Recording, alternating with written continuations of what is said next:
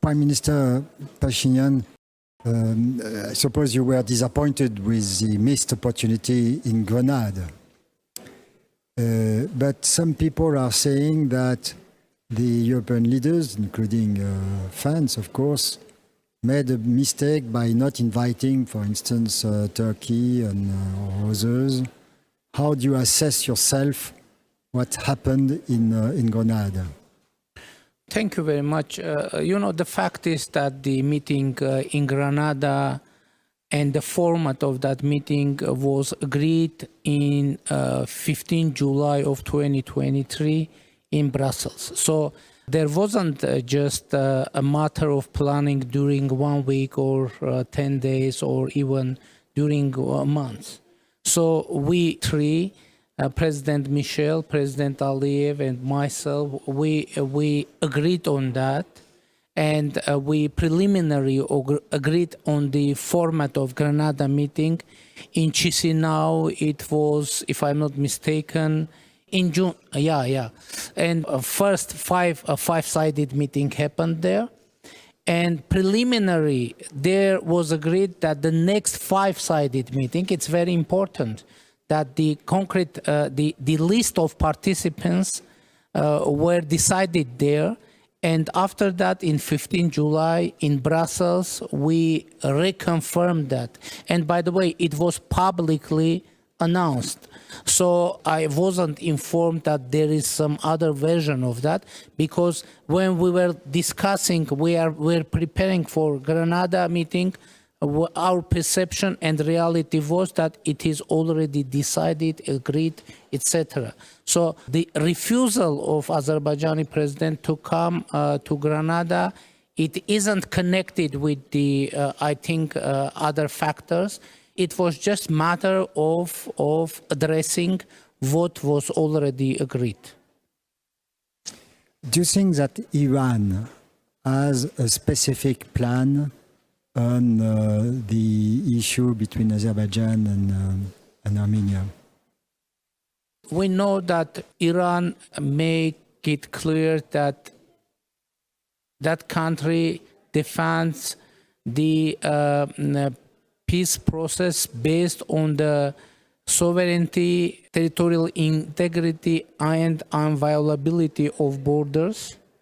So actually, those are the principles, by the way, I have already mentioned in my remarks, and those principles were agreed on Brussels trilateral meeting as well. And by the way, the meeting of Granada, the goal of meeting of Granada was the reconfirmation of principles which were already agreed. That is very important.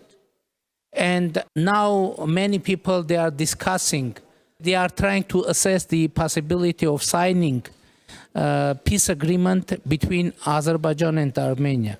And there is no any exaggeration. If Azerbaijan reconfirms what was already been agreed, so that means that the 70% of the job is done. So now it is most important nuance.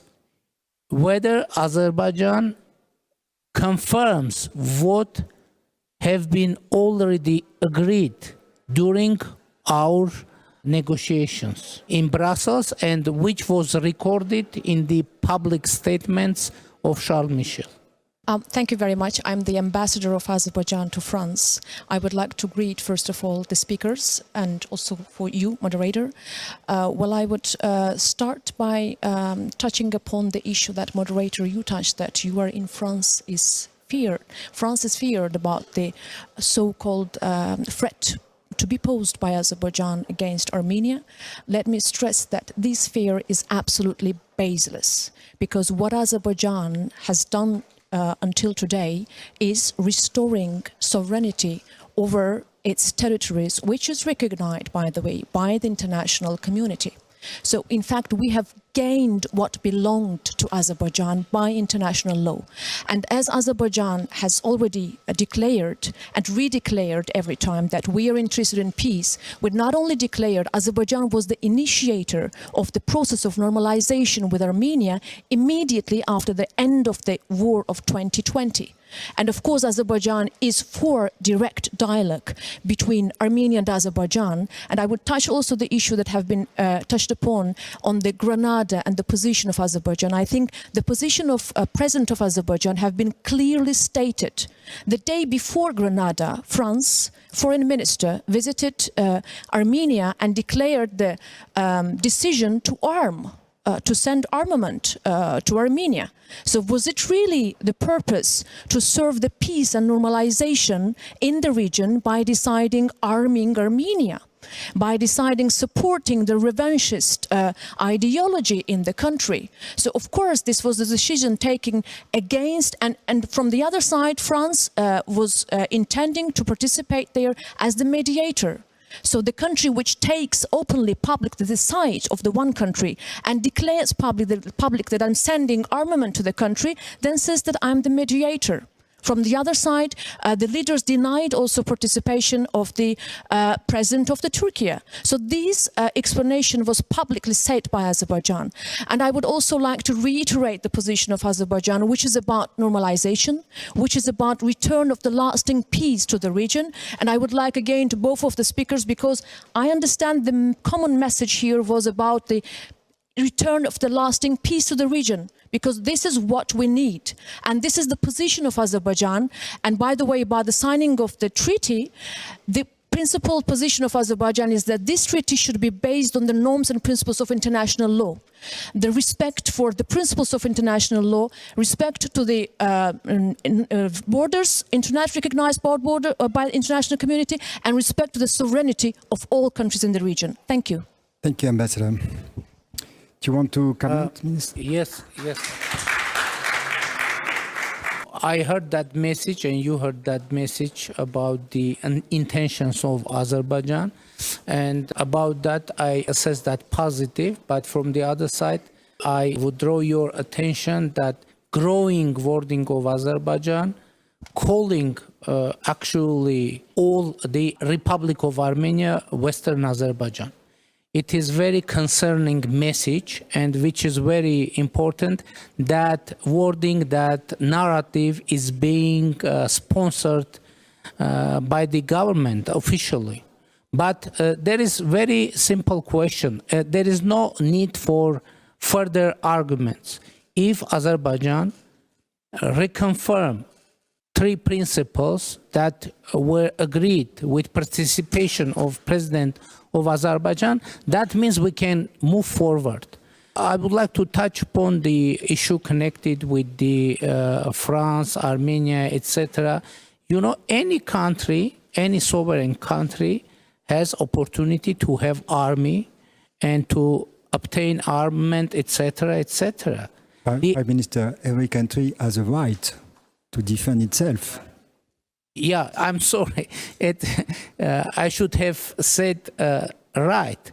And Azerbaijan also buying a huge amount of weaponry, and the budget of the buying armament of Azerbaijan is triple in comparison with Armenia. But in general, what is the main message? The main message that I have already delivered: if Azerbaijan reconfirm three principles that were agreed, that means that to have peace treaty during coming months with Azerbaijan, it is more than realistic. So let's go forward. Thank you, Prime Minister. Cleo Cookett for Politico. I have a question for you too. With the war now, Israel's war against Hamas, there's a lowering of attention to what's happening in Ukraine and more generally to what's happening in Eastern Europe and beyond. Are you worried about the sort of fatigue around the sort of the wars in the Caucasus and beyond, and that attention towards the enlargement process will wane gradually?